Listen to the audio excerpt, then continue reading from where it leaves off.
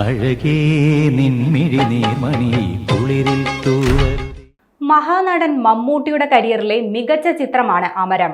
മലയാളി പ്രേക്ഷകർ നെഞ്ചിലേറ്റിയ അമരം ഇന്നു മുതൽ 4K ദൃശ്യമികവിൽ തിയേറ്ററുകളിൽ എത്തുകയാണ്.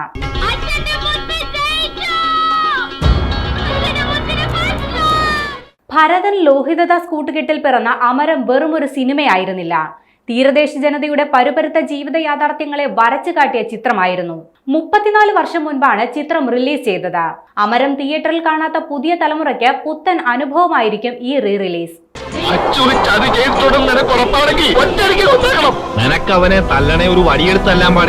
എല്ലാ തിയേറ്ററുകളിലും വിപുലമായ ആഘോഷ പരിപാടികളാണ് മമ്മൂട്ടി ഫാൻസ് ഒരുക്കിയിരിക്കുന്നത്.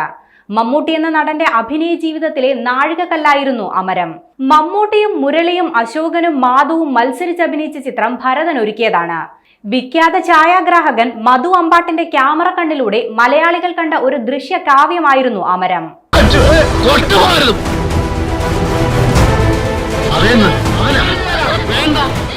1991 ഫെബ്രുവരി 1 അമരത്തിന്റെ റിലീസ്. മത്സ്യബന്ധന തൊഴിലാളികളുടെ ജീവിത പശ്ചാത്തലത്തിൽ ഇമോഷണൽ ഡ്രാമയായി എത്തിയ അമരം തിയേറ്ററിൽ വലിയ വിജയമായിരുന്നു. 200 ദിവസത്തോളമാണ് ചിത്രം കേരളത്തിലെ തിയേറ്ററുകളിൽ പ്രദർശനം നടത്തിയത്.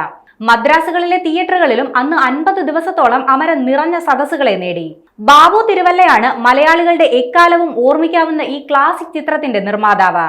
ചലച്ചിത്ര കലാസംവിധായകൻ എന്ന നിലയിൽ മലയാളികളുടെ അഭിമാനമായ സാബു സിറിൾ എന്ന പ്രതിഭാശാലിയായ ആർട്ട് ഡയറക്ടറുടെ കരവിരുതും കയ്യൊപ്പം നമുക്ക് കണ്ടറിയാനാകും അമരം എന്ന ചിത്രത്തിലെ ദൃശ്യങ്ങളിലുടനീളം.